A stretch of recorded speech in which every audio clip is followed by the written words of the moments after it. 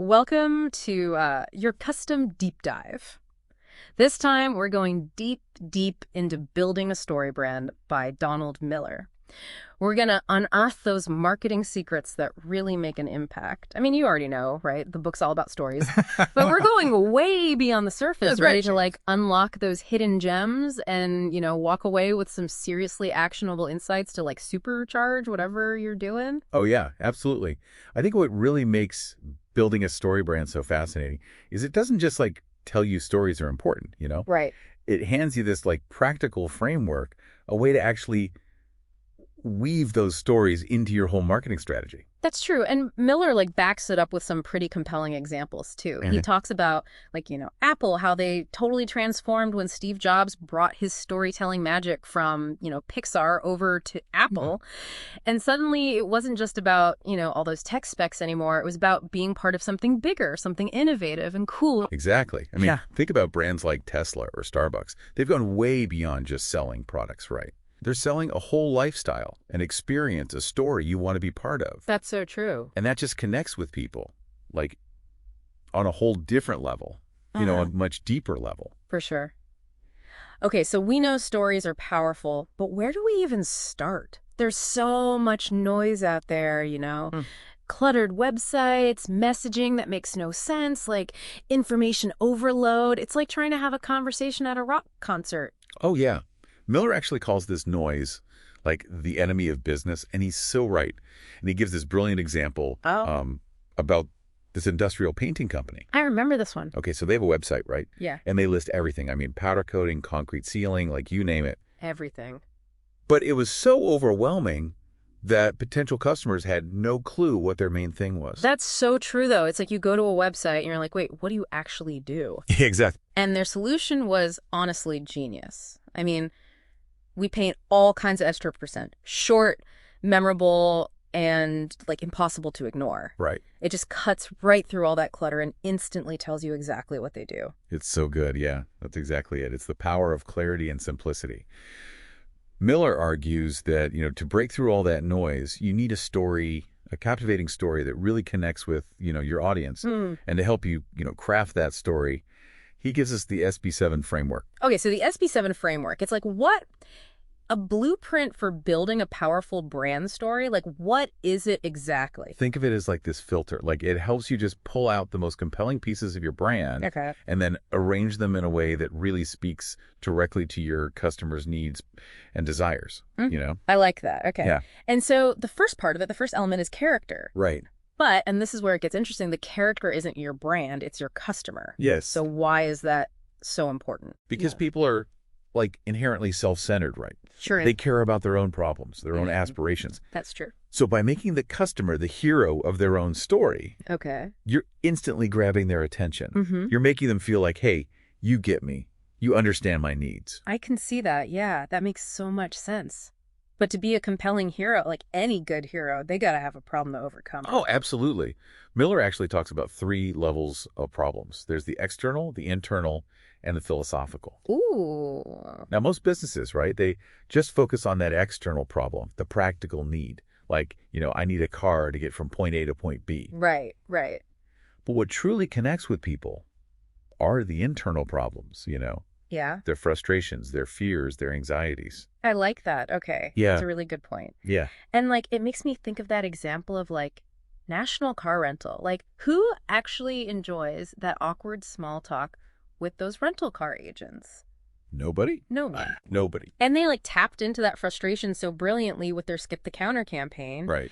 It's not just, hey, rent a car from us. It's, hey, we get it. You don't want to deal with that whole interaction. We've got you. Yeah. It's like that unspoken frustration. Yeah. And that's where you create a much stronger emotional connection with your customers. Yeah. So think about your own business, right? Okay. What internal problem are you solving? Right. What frustration or fear are you taking away? That's a great question for our listener to think about. Now, once our hero, we've got our hero, they've got a problem, they need a guide to help them overcome it. Yes. And that's where the brand comes in. Exactly. But you got to remember, you're not the hero of the story. Right. You are the mentor, the wise old Jedi master guiding the hero on their journey. Ah, so you're like Gandalf in Lord of the Rings or Yoda in Star Wars. I get it. You got it. Yeah. It's about showing empathy, Mhm. showing your customers, like, I understand your struggles, but also demonstrating authority and expertise. Right. They need to trust you Mm-hmm. to be their guide. And how do you build that trust? One powerful way is through, like, testimonials, right? They're like social proof Right. that your product or service actually works. Yeah. But it's not enough to just say you're an expert. Yeah. You have to back it up Yeah. with evidence. I see what you're saying. Like, give me the statistics, give me those awards, give me those logos of your well-known clients. Exactly. Okay. All those things that kind of build that credibility and reinforce that you are the guide, the authority. Exactly. And that actually takes us to the plan, Okay. the clear path you lay out for the customer to reach their goals. Oh, okay. Think of it as like a roadmap, I like that. showing them, like, hey, this is how you get from where you are now to where you want to be. Okay. Yeah, So you're taking away all that confusion and making it easy for them to, do business with you. precisely. The plan should be super simple, straightforward, no jargon, Right. no overwhelming options, Right. no complicated processes. Yeah.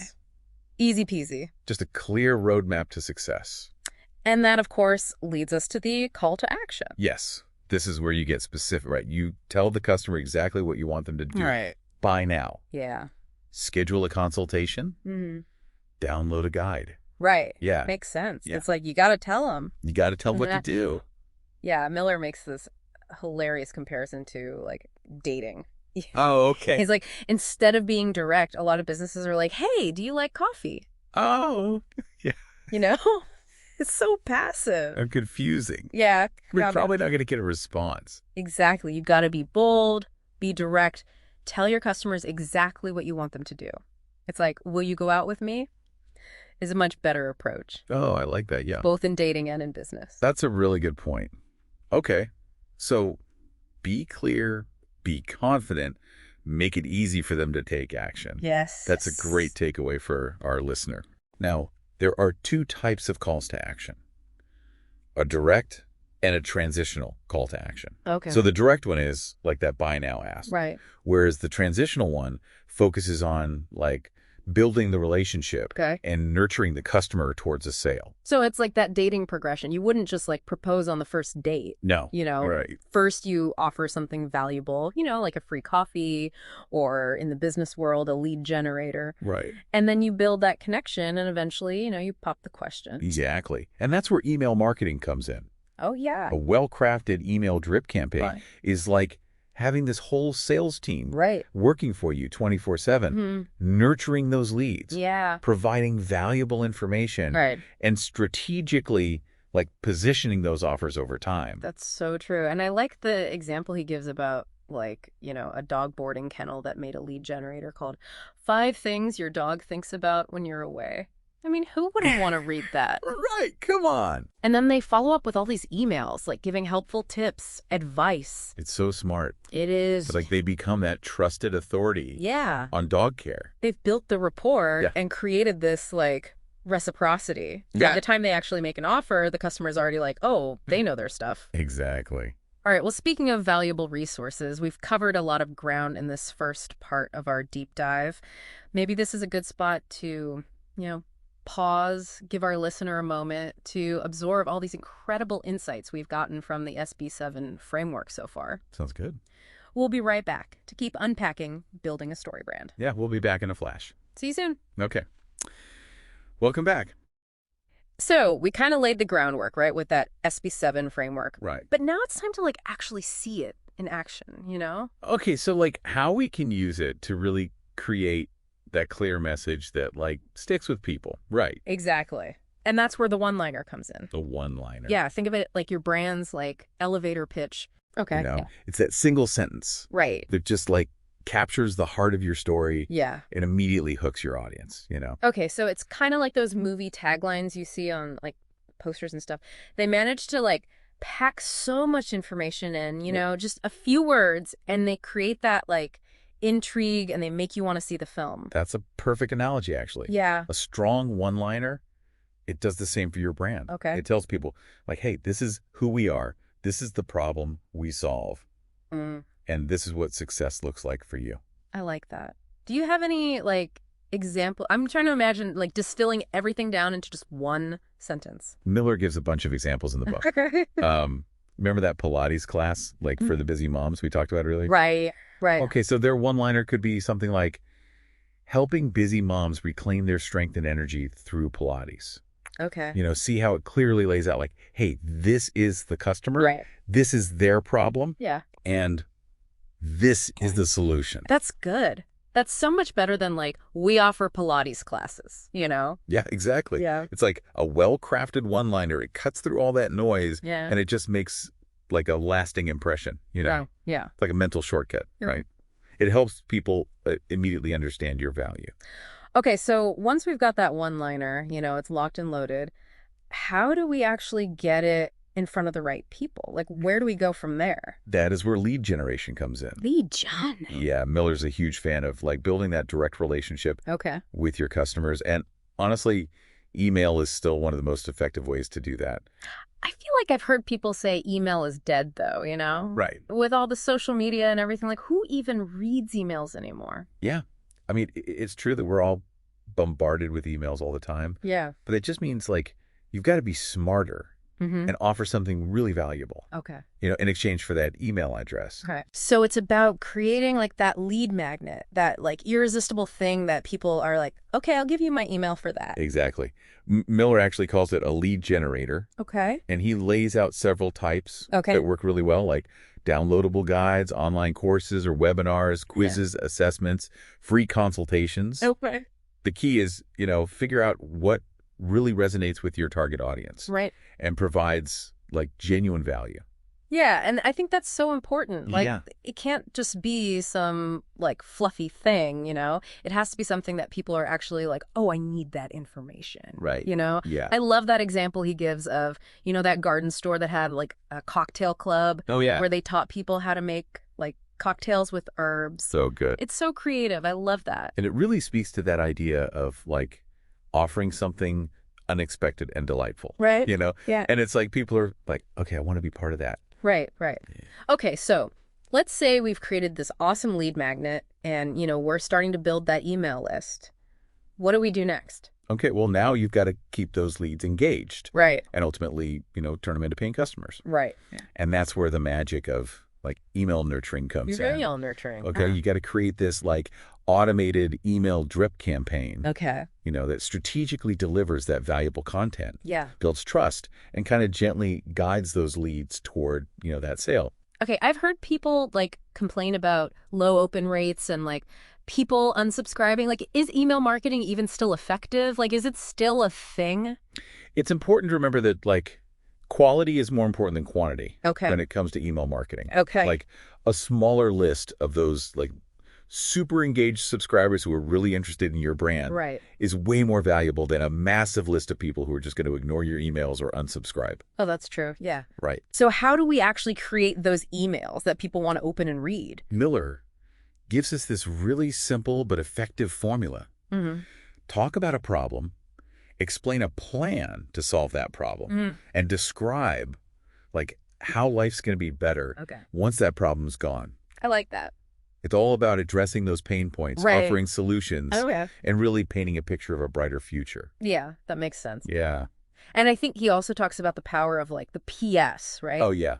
The PS is gold. That postscript. Like, it's often like the first thing people read. So it's this prime opportunity to, really capture their attention and make them want to learn more. It's like that little like extra nugget. Yeah. Use the PS to, tease upcoming content, offer a special bonus, or just ask like a thought-provoking question Right. to keep them engaged. Keep them coming back for more. Right. Yeah. And every few emails, sprinkle in that sales email with a clear call to action. Right, right. Where we're actually like offering that product or service that solves the problem we've been like talking about. Exactly. But you got to strike that balance, right? Right. Between nurturing and selling. Yeah. You don't want to just bombard people with sales pitches all the time. Right. Yeah. Relationships take time. Speaking of relationships, let's talk about like customer testimonials. Yes. Customer testimonials, they're like gold dust.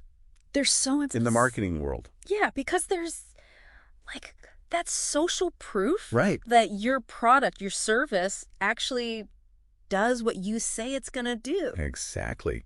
But the challenge is a lot of testimonials are just so generic. Right. Yeah. They lack that like emotional punch. So how do we get those like really powerful, transformative testimonials that actually resonate with people? You know? Instead of just like saying, hey, can you give me a testimonial? Right. Miller suggests like asking really specific questions Good that point. make the customer think about like their journey and actually articulate the value that they got. Okay.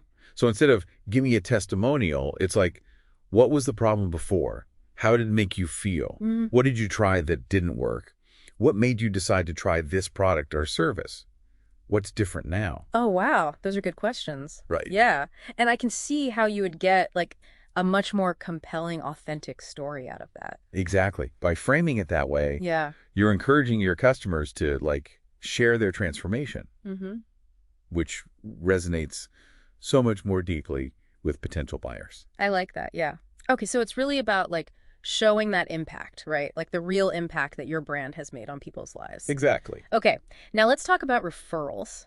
Referrals. Like the holy grail of marketing, right? Yeah.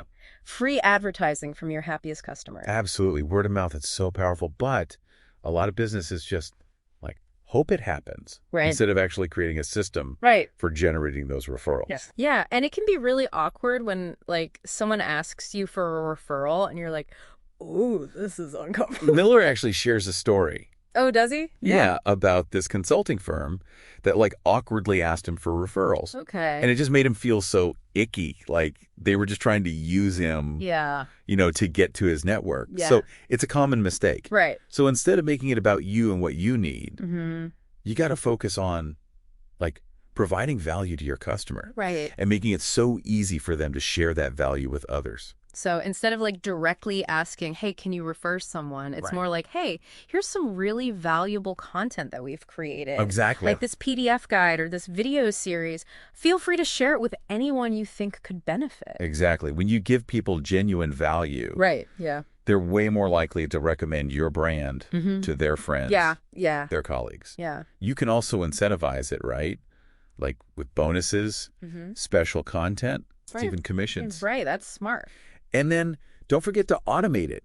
Use that email marketing software Yeah. to trigger those referral requests, at just the right time. Oh, that's a good idea. It's all about making it easy Yeah. for your happy customers Yeah. to spread the word and become like those raving fans. Yeah. Yeah.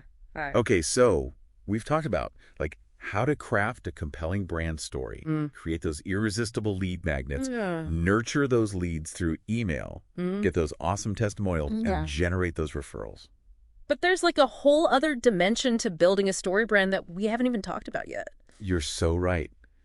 Miller takes this framework and he Yeah. applies it to internal communications.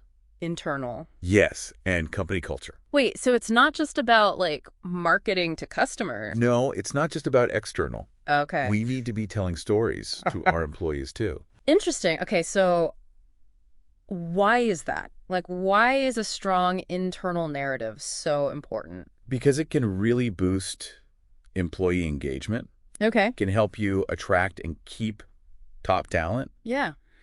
and it just creates like a more connected and purpose-driven work environment.